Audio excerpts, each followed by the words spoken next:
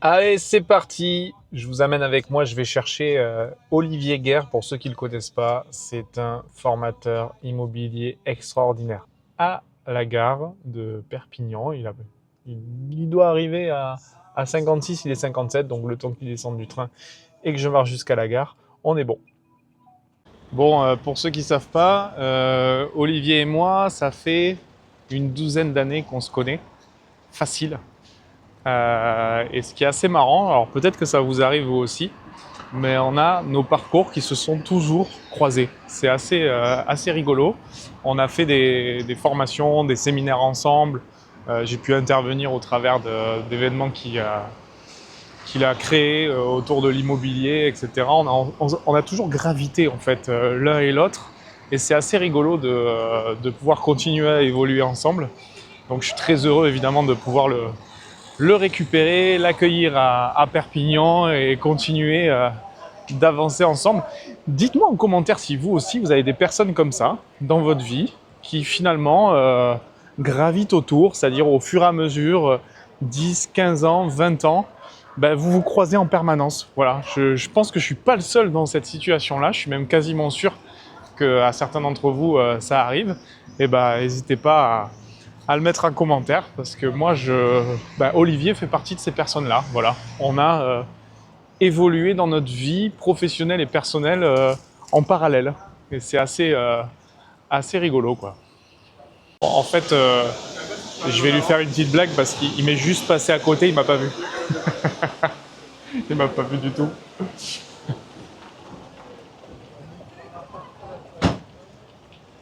Je lui fais un accueil vidéo ou pas? Je lui fais une blague comme ça par surprise. Ça va ou quoi? Voilà. Olivier Guerre, mesdames et messieurs. Il est là. C'est bon, je l'ai récupéré. Nickel. Et je suis à l'heure. Hein. Bon, je vous le dis honnêtement, on est vraiment dans le dur là. Là, on est dans le très dur. La vue est terrible. Vraiment pas terrible. Voilà. Bon, il y a quand même une notion, c'est qu'il faut toujours travailler sérieusement sans se prendre au sérieux. Et prendre les bons moments surtout. À la tienne. Santé. Allez les amis, je suis en compagnie d'Olivier Guerre, qui est connu comme le formateur immobilier, mais surtout fondateur de Pulse Formation. Est-ce que tu peux nous expliquer ce que c'est Pulse Formation? Alors, Pulse Formation, c'est une longue histoire. Donc, Pulse Formation, c'est un organisme de formation, tout simplement, qui au départ a pour vocation de travailler avec d'autres formateurs. Et puis qui a suivi une histoire, une trajectoire différente à un moment donné, et qui aujourd'hui reprend un petit peu l'ADN de Pulse, qui est effectivement de travailler avec d'autres formateurs. Et puis également de trouver une collaboration intelligente avec d'autres formateurs, tant au niveau business qu'au niveau aussi échange d'idées, etc. Ok, voilà. Donc tu as un mastermind par exemple? Mastermind, tu le sais, hein, voilà, partage de bonnes pratiques, aussi bien métier immobilier que formation, etc. Donc plus formation spécialisée dans l'immobilier pour de la formation. Et toi qui connais beaucoup de marques, beaucoup de réseaux, beaucoup de modèles, moi je dis toujours, pour mettre à l'aise tout le monde, qu'il n'y a pas un modèle mieux qu'un autre, il y a toujours un modèle qui convient mieux qu'un autre. Nous chez Human X Factor, on est très porté sur le leadership et je sais aussi que tu intègres cette notion énormément dans tes formations. Est-ce que tu peux nous témoigner ou nous traduire à quel point le leadership peut faire la différence, même dans le domaine de l'immobilier en fait? Dans tous les domaines, de toute façon, c'est pas à toi que je vais apprendre ça. C'est dans tous les domaines. Le leadership permet à un moment donné de faire adhérer une communauté ou pas à sa personne. Et ce que je dis très souvent, c'est que finalement, que ce soit dans la formation ou dans le métier de conseiller immobilier, la première chose qu'on va acheter, en fait, c'est la personne. Ouais. Et donc, à partir du moment où on est dans cette optique-là, il faut avoir un certain leadership. Tout en précisant que le leadership, c'est pas forcément quelque chose c'est pas forcément la caricature que certains peuvent avoir du leader qui a énormément de charisme, etc. Okay. Pas forcément ça, c'est simplement la capacité à connecter avec les gens. Ouais. Au départ, il n'y a pas que ça comme notion évidemment, mais, Ouais. mais c'est la première notion, c'est ça. Chez Human X Factor, on résume souvent le leadership comme la capacité à influencer, à s'influencer et à influencer les autres. On le résume de cette façon-là et je te rejoins là-dessus. Pas qu'une notion de charisme, ça passe peut-être par du charisme, mais c'est surtout un jeu d'influence en fait, le leadership. Et donc c'est bien que tu le soulignes qu'en immobilier, peu importe le réseau, la marque, le modèle, finalement, le leadership prendra toujours le pas parce que ça reste une organisation, ça reste un modèle d'affaires et dans lequel le leader donne le là. Donc ça, c'est une bonne chose. Est-ce que tu peux nous expliquer qui est Olivier Guerre? C'est-à-dire, c'est quoi ton parcours? Mon parcours, c'est d'abord un parcours professionnel divers, puisque j'ai fait du marketing, de la communication en agence sur Paris, enfin Boulogne plus précisément. Ensuite, j'ai créé une marque de sac à main, rien à voir, qui a été distribuée à l'international. Donc je le dis souvent, et ce qui est intéressant dans un parcours, c'est de voir ce que le parcours nous a amené comme compétences, comme acquis, comme expérience. Et l'idéal, c'est de faire un métier à la fin qui regroupe un petit peu toutes les compétences. Voilà. Et ce que ça m'a amené, la création de sac à main, parce qu'a priori, par rapport à l'immobilier ou même à la formation, il n'y a pas grand-chose. C'est ce que je suis en train de me dire, comment on passe du sac à main à l'immobilier, quoi. En fait, ce que ça m'a beaucoup apporté, c'est au niveau relations commerciales, puisque j'ai traité avec des Japonais, j'ai traité avec des Chinois, j'ai traité avec des Américains. Ça t'a Et donné une naturellement, ouverture commerciale. Ouais, au niveau commercial et culturellement, c'est quand même très très différent. oui.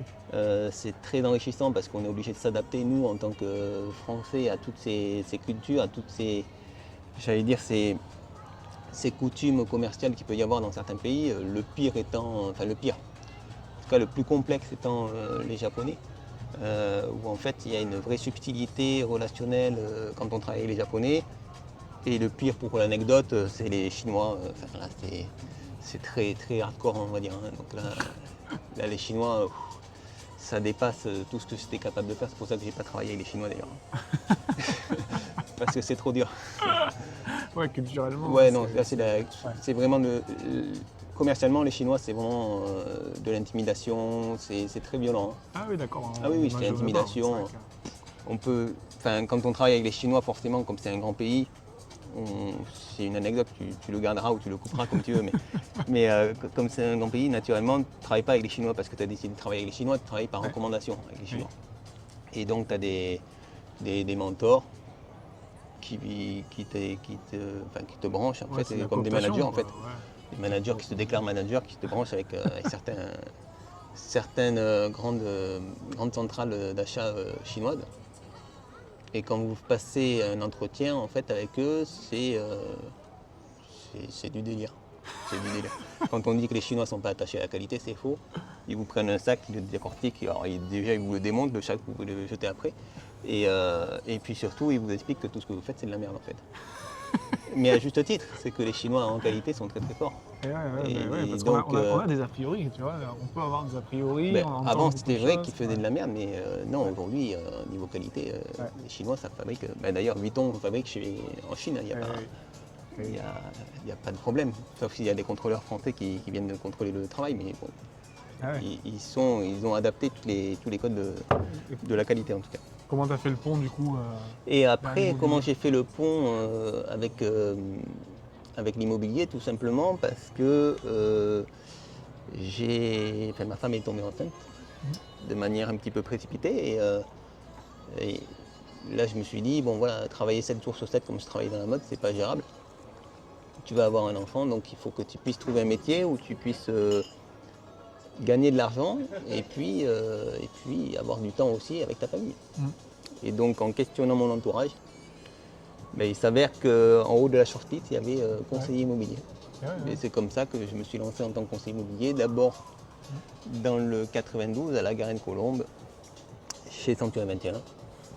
Et puis ensuite dans le 17e arrondissement, en pleine période propice à l'immobilier, à savoir 2008. Nickel. Mais c'est à moitié ironique parce qu'en fait, les meilleurs conseillers, pour moi, sont issus souvent de périodes compliquées. Tout à fait. D'ailleurs, c'est souvent ce qu'on a pu dire en formation. Dans une phase où finalement il y a full d'acquéreurs, très peu de mandats, l'agent a tendance à rester à l'agence parce que ça passe la porte tout seul et puis ça achète. C'est ça. Par contre, à l'inverse, très peu d'acquéreurs, beaucoup de biens à la vente. Moi, je suis d'accord avec toi. C'est là où, quelque part, le vrai métier de conseil, celui du suivi, celui de la rigueur, etc., apparaît. Et finalement, là où je te rejoins, c'est sur des phases qu'on appelle un peu plus difficiles. Alors finalement, c'est des phases de marché différentes, avec des fonctions de travail différentes. Bah, ce sont des bons marchés, quoi. Ouais, après 2008, pendant un laps de temps très court, mais 2008 a été un marché très particulier avec peu d'acquéreurs et peu d'acheteurs en même temps, ce qui n'était jamais arrivé. Puisque normalement, effectivement, il y a, comme tu dis, soit plus d'acquéreurs. Mais là, on était sur un marché complètement crispé, quoi. Ça ressemble au petit temps de flottement qu'il y a eu avec la remontée des taux brutales aussi. Il y a ça, bien sûr. De flottement, ouais, mais c'est intéressant hein, parce qu'il y a finalement l'immobilier, il y a quand même deux phases de travail en fonction du cycle marché. Un coup je vais dehors et un coup je suis à l'opportunité. Et puis ça, il faut arriver à shifter la façon de travailler. Mais il faut apprendre les deux façons de travailler sur les marchés. Quoi. Bon, si vous avez besoin d'aide, les formations d'Olivier pour ça sont juste fantastiques. Parce qu'il ne vous apprend pas une seule façon de travailler, il vous apprend à surfer sur les cycles. Donc il faut absolument vous renseigner sur les formations Pulse parce qu'elles sont juste géniales. Et moi, la question que j'avais, t'es Olivier, mais t'es le formateur immobilier, mais t'es aussi l'entrepreneur. Oui. Et oui.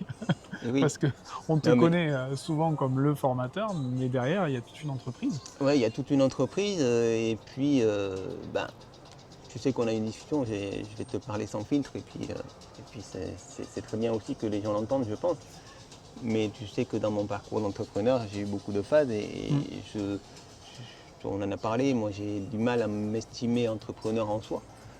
Pourquoi ? Parce que j'ai eu un parcours entrepreneurial que je pensais chaotique, enfin chaotique dans le sens avec des grosses déceptions, mais qui en fait est un parcours normal quand je discute avec des entrepreneurs, de l'entrepreneur. C'est-à-dire que, et c'est justement aujourd'hui ce qui me permet de m'assumer en tant qu'entrepreneur, c'est que justement j'ai eu ces phases-là. Et que je suis toujours là, donc si je suis toujours là, c'est que c'est que ça va. C'est que ça va déjà, t'es sur c'est que ça va, mais l'entrepreneuriat, c'est génial, c'est une super aventure où en fait, on vit des périodes super sympas, des périodes moins sympas. Mais ce que j'arrive à faire aujourd'hui, je crois que j'y arrive aujourd'hui avec peut-être l'âge, j'en sais rien, mais c'est même dans les périodes moins sympas, avec l'expérience, je me dis, mais en fait, cette période moins sympa, elle va te servir pour vivre juste derrière une période sympa, puisque la période moins sympa, c'est en fait la réorganisation, c'est la restructuration, c'est une façon de penser différemment. Forcément, il faut trouver une autre solution.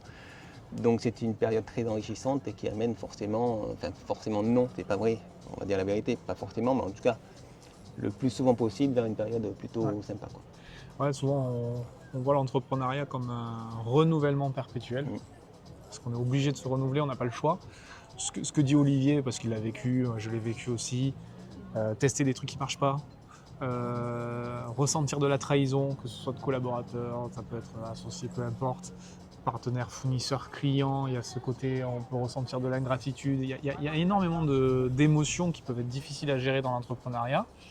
Maintenant, c'est pour ça que nous, dans nos communications, nos programmes, etc., on explique qu'en France, un entrepreneur, c'est un athlète du monde des affaires. C'est une belle définition. Et comme un athlète du monde des affaires, il doit se préparer, il doit s'entraîner, il doit être coaché, accompagné pour faire en sorte qu'il puisse se diriger vers la performance et pas rester sur une partie un peu entre guillemets amateur où finalement il va plus être en mode survie qu'en mode rentabilité et liberté, parce que on s'est tous jetés dans l'entrepreneuriat pour plus avoir de plafond horaire, tu l'as dit, on a un contexte familial qui change, on se dirige vers l'entrepreneuriat pour faire sauter le plafond horaire, on se dirige vers l'entrepreneuriat pour faire sauter le plafond de gains et de rémunération, mais il y a un apprentissage, quoi. Ouais, il y a un apprentissage, et puis c'est un apprentissage qui est professionnel mais aussi personnel. Il y a un truc qui est intéressant à souligner, c'est que l'entrepreneur pour moi c'est aussi quelqu'un qui est conscient de ses faiblesses. C'est pas vrai que tous les entrepreneurs sont bons dans tous les domaines. Ça se saurait. ça se saurait.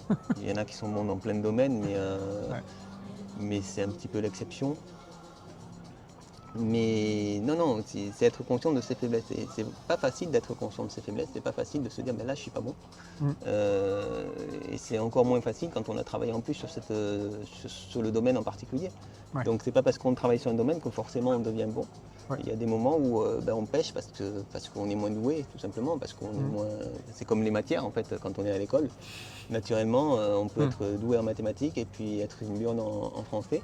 Ce qui était un petit peu mon cas et en fait, Tout à fait. La longévité, faut accepter les choses. Ouais, la longévité dans un domaine ne traduit pas la valeur ni la qualité de service. Tu sais, moi souvent je dis, je connais plein de personnes, ça fait 20 ans qu'ils jouent au foot, c'est pas pour autant qu'ils sont bons. mais voilà. C'est Et là, exactement ça. je te rejoins complètement. Maintenant, effectivement, après il y a plein de façons, la formation. Le coaching, les outils aujourd'hui, tu vois, on a parlé de l'intelligence artificielle qui est quand même une phase, je trouve, de momentum. Et la dernière fois, j'en parlais finalement, année 2000, on se retrouve avec une phase de momentum qui est l'Internet. 2008, on se retrouve avec une phase de momentum qui est l'immobilier finalement, parce que ça s'est tellement cassé la gueule que tout le monde s'est jeté sur l'immobilier. 2012, arrivée des réseaux sociaux. 2018-2020, crypto. Et là, c'est l'IA. Là, le momentum, c'est l'IA. Et effectivement, si vous avez une entreprise, ne ratez pas ce virage-là. De toute façon, c'est une tendance très très très lourde en fait. Ouais, parce que ça révolutionne là. Il y avait, je ne sais plus qui disait que la révolution de l'IA va être aussi violente, si ce n'est plus, que le moteur à vapeur. Ouais, je suis quand on imagine qu'à l'époque, le moteur à vapeur, ça avait apporté comme changement et puis comme restructuration de la société, l'IA, on va vivre ça de manière un peu plus importante. Je parle de violence parce que pour certains, c'est violent. Brutal, c'est brutal. Alors qu'en réalité, il faut accepter qu'on n'y peut rien et que malheureusement, il va falloir travailler avec l'IA. Si jamais vous vous posez des questions, parce qu'aujourd'hui, il y a énormément d'outils IA, il y a même peut-être trop d'informations sur l'IA, vous pouvez rejoindre la communauté Human X Factor pour moins d'un McDo par mois, je ne peux pas faire mieux. Vous aurez plein d'astuces et vous pourrez profiter de beaucoup de choses. C'est même pas un McDo par mois, même pas un McDo. Ben non. Donc vous pouvez rejoindre la communauté, vous cliquez sur le lien en dessous, vous vous abonnez et puis vous prenez toutes les infos que vous allez apprendre. On donne 80% de notre contenu, il est gratuit. Ouais, c'est ce que j'allais dire. Justin est extrêmement généreux dans son contenu gratuit, donc vous pouvez y aller. C'est ça. Donc quand je dis gratuit, à part l'abonnement, soyez sympa. Comme je disais, juste une aparté, j'ai payé le déjeuner à Justin. Je l'ai déjà rentabilisé. Je peux vous dire. C'est vrai, c'est bon. Et c'est pas un petit restaurant, mais il n'y a pas de problème. J'ai rentabilisé sans problème. On a discuté suffisamment pour que je puisse être invité. Et oui, et moi, ce qui m'intéresse, c'est quand même profiter un peu de ton expérience parce que ça fait des années que tu formes. Ça fait, t'as eu des top performeurs sous ton aile. Tu les as accompagnés. Moi, je sais que certains ont énormément grandi à tes côtés et ont pu accéder à des performances dont ils rêvaient au départ. Et finalement, ils ont pu rendre ça tout à fait concret grâce à toi. Si tu avais 3 traits de personnalité ou 3 traits communs des top performers que tu as... C'est la question à 1 million, ça. Ouais. C'est la question à 1 million qu'on me pose souvent. Malheureusement, il n'y a pas beaucoup de... Enfin, il y a des points communs, évidemment, qui sont indéniables. Voilà, des dénominateurs communs. Il y a des dénominateurs communs qui sont indéniables. Le plus important, c'est... alors, il n'y a pas 100% des cas, mais j'ai envie de dire 99% des cas. Les top conseillers sont des personnes qui sont extrêmement ouvertes, qui s'informent tout le temps, qui se forment aussi tout le temps. C'est des curieux, quoi. Et qui se forment avec plusieurs formateurs. Et c'est un peu ma définition du top conseiller. Quand je dis, si vous voulez être top conseiller, formez-vous avec plusieurs formateurs. Ça ne sert pas mon business, mais si en fait, c'est qu'un formateur, en fait, quand je vois, et pardon si je ne me fais pas d'amis chez les formateurs, mais c'est pas grave, c'est mes convictions, quand je vois des agences, et j'en ai connu, qui restent plus de 10 ans avec le même formateur, c'est la meilleure façon de dégraisser, de décliner. Parce que quel que soit le formateur, et moi y compris, je n'échappe pas les règles, je ne vais rien faire de plus en me disant que je vais faire en 1 an. Donc un discours d'un formateur, il est accepté, il est mis en place ou pas, et pas forcément par les mêmes personnes. Il y a des gens qui adhèrent, il y a des gens qui n'adhèrent pas et c'est normal. Et donc c'est la multitude de formateurs qui va faire que à chaque fois, le top conseiller va prendre les choses qui lui vont bien chez chaque formateur. Ouais, puis ça permet de pas mettre de dépendance un peu. Parce que ça Ouais, peut et être puis ça ça aussi, hein. permet aussi d'avoir une culture, Ouais, d'ouvrir l'horizon. et de comparer aussi les méthodes entre formateurs, parce qu'on a tous des façons de penser différentes, des méthodes, et puis voilà, il y a des choses, alors, pour être tout à fait, après plus de 10 ans en tant que formateur, je suis capable de le dire, mais il y a des choses, je sais que sur certains domaines, je sais pertinemment qu'il n'y a aucun formateur qui fera mieux que moi, mais ça représente peut-être 10% de toutes les formations que je fais. Bien sûr. Et je sais que dans d'autres domaines, j'ai des formateurs qui sont plus performants que moi, d'ailleurs, qui travaillent avec moi. Et je les envoie plus souvent en formation que moi sur des thématiques où je ne suis pas mauvais. Mais eux ont le petit truc en plus qui va faire que ils ont des retours qui sont un peu meilleurs que les miens. Ok, donc en gros, ils sont humbles, ils ont l'esprit ouvert et ils se Alors, remettent en ils sont question. humbles, ils ont l'esprit complètement ouvert, ils se forment énormément. Et puis, ils ont souvent, mais je ne sais pas si je devrais le dire, mais souvent, c'est des acharnés du travail.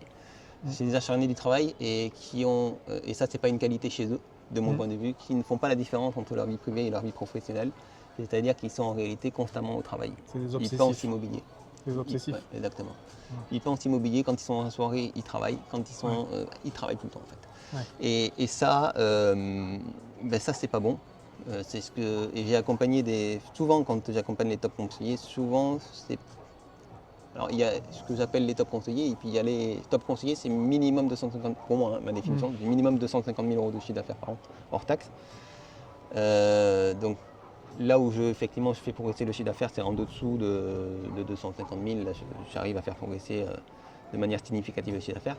Quand on arrive à un certain chiffre d'affaires comme j'ai pu avoir, c'est-à-dire du 400 000, du 450 000, là, de toute façon, la demande souvent de coaching, c'est pas l'augmentation de chiffre d'affaires. Non. Parce qu'il n'y a pas besoin de faire plus de chiffre d'affaires. La demande, c'est j'ai besoin d'aide parce que je m'en sors plus, je suis complètement submergé. Voilà. Je suis submergé ou, souvent la conclusion avec le coaching qu'on arrive, c'est en fait, tu n'es pas submergé, c'est que tu as perdu le sens de ce que tu faisais. Les top conseillers, au bout d'un moment, parce que le métier est entre guillemets facile pour eux, ils perdent le sens des choses, ils banalisent toutes les réussites. Et c'est comme ça qu'ils arrivent à perdre confiance. Oui, même quand on fait 400 000 ou 450, on perd confiance. Et puis, ils retombent dans des travers, dans les travers que vivent surtout aujourd'hui beaucoup de conseillers, c'est-à-dire le client commence à m'emmerder, je le supporte plus parce qu'en fait tu le comprends plus tout simplement, parce que tu n'es plus passionné, tu n'es plus. Voilà, on banalise que la transaction elle est essentielle pour les clients et c'est un moment charnière dans leur vie et toi c'est juste un dossier de plus.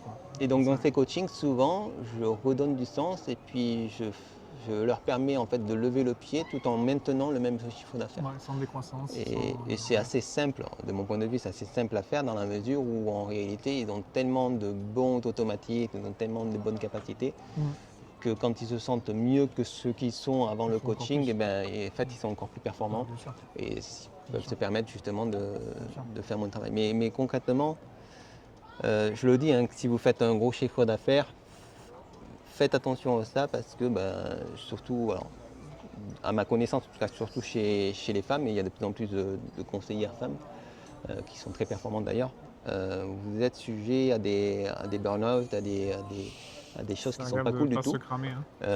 Et quand c'est pas cool du tout, quand ça arrive, c'est plusieurs mois sans activité. Donc il faut être très très vigilant là-dessus. Ok. Bon, ça c'est top, c'est des pépites que tu nous donnes, merci. Ouais, c'est l'expérience après, voilà. Et tu voulais un troisième atout des top conseillers. Tu nous as dit quand même, tu nous en as donné 3 quand même. Il faut être, ils sont tous dans une forme d'humilité, grosse ouverture, curiosité, soif d'apprendre et ce côté un peu passionné, obsessif. C'est ça. C'est quand même 3 traits, 3 dénominateurs communs. Alors, moi je parle pas forcément de comment dire, 3 qualités. Tu vois, j'ai pas employé le mot 3 qualités parce que comme tu l'as dit, finalement le troisième c'est un trait. Mais c'est pas forcément positif parce qu'il faut arriver à sortir de l'opérationnel. Mais ce qui est marrant, c'est que tu nous as quand même donné 3 traits qu'on peut retrouver chez tous les entrepreneurs de tous les domaines, pas forcément liés qu'à l'immobilier. Et moi, j'ai une dernière question parce que je regardais l'heure parce qu'il a le train, Olivier, on va pas louper le train. Quel conseil tu donnerais à Olivier il y a 12 ans ? Quelques conseils je me donnerais. Déjà, il y en a un que je garderai parce que il y a des choses que j'ai pas forcément bien fait, mais il y a des choses que j'ai très bien fait. Et c'est ce conseil-là que je vais donner pour ceux qui l'ont pas. Et ce qui m'a permis en fait de faire mon métier avec passion. Et même si j'étais pas passionné, je peux le dire par l'immobilier en soi. Moi, ce qui me passionne, c'est la relation client et la relation commerciale aussi. Ce qui m'a sauvé entre guillemets, c'est mon obsession à me différencier des autres. C'est-à-dire qu'à partir du moment où je faisais une action qui était similaire à tous les autres conseillers immobiliers, je me disais que là, c'était pas bon. Et qu'il fallait que je propose quelque chose de nouveau, ou en tout cas de différent. Et donc je cherchais une autre approche pour justement me différencier et sortir à nouveau. Quand on a ça déjà, c'est un gros atout. Après, quel conseil je me serais donné Peut-être d'aller un peu plus loin dans mes convictions. C'est-à-dire qu'il y a ce qu'on appelle ce que j'appelle dans la profession des croyances, des croyances globales de l'immobilier, c'est-à-dire qu'on est très ancré sur la tradition du métier, c'est-à-dire que dès que vous dites ce métier ne se fait plus forcément comme ça, vous avez pas mal de gens qui aboient. Et à juste titre, parce qu'il y a aussi. Ben oui, non, mais c'est vrai. Et si, à juste titre, parce qu'à l'inverse, vous avez aussi aujourd'hui des gens qui vous expliquent que vous pouvez faire du chiffre d'affaires en restant bien sagement assis sur votre canapé, ce qui est aussi complètement faux. En tout cas, complètement faux pour la majorité des conseillers immobiliers. Et c'est ça qui est très compliqué dans toutes les informations qu'on a aujourd'hui, c'est de faire le tri et de voir ce qui est vrai ou faux. En fait, il n'y a rien qui est vrai ou faux, tout est vrai et tout est faux à la fois. Ce qu'il faut comprendre, je sais que tu es à fond là-dedans, c'est qu'il y a un moment pour tout. Et ça ne sert à rien, par exemple, de mettre en place une stratégie de réseau social avec des tunnels de vente, machin, qui vont coûter une fortune, si jamais je n'ai pas les fondamentaux de mon business, si jamais je ne fais pas mais vraiment au minima 120 000 euros de chiffre d'affaires. On parle de chiffre d'affaires là, désolé. Hein. Non, il n'y a pas de. Non, mais parce que c'est un curseur. Je dis souvent que le meilleur indicateur, c'est le profit, mais c'est intéressant parce que, effectivement, on a tellement parlé de chiffre d'affaires en immobilier hors taxe, et c'est très compliqué pour le coup de parler profit parce qu'on n'a pas les mêmes repères. C'est-à-dire qu'il n'y aura jamais les mêmes marges nettes dans les agences que chez les mandataires, que chez les modèles hybrides, etc. Chacun a son avis là-dessus, mais effectivement, le moyen de donner un indicateur, c'est le chiffre d'affaires hors taxe. Voilà. C'est vrai. Comme ça, tout le monde se comprend. Exactement. Exactement. Ok. Eh ben écoute, moi je te remercie pour ça, parce que c'était hyper enrichissant. Encore une fois, Pulse Formation, Olivier Guerre. Hein. Olivier, nous ça fait une douzaine d'années qu'on se connaît. Et comme je le disais certainement au début de la vidéo, parce qu'après je vais faire le montage, voilà, ça fait partie des personnes. Et je suis très heureux qu'il soit là et de pouvoir le dire à côté de lui. Ça fait partie des personnes que j'aime. Et en plus de ça, on a toujours eu une espèce de parallèle, vie pro, vie perso, on s'est toujours recroisé, etc. Et c'est assez marrant. Aussi, appelé. On a toujours été très alignés. Et écoutez, entourez-vous d'Olivier dans votre vie. Voilà. On dit souvent qu'on est la somme des 5 personnes qu'on côtoie le plus. Je vous souhaite à tous d'avoir un Olivier dans votre vie. C'est réciproque, je dirais la même chose quand on fera l'interview ensemble. Avec grand plaisir. Avec grand plaisir. En attendant, prenez soin de vous et puis à très bientôt. Bye bye. À bientôt, ciao.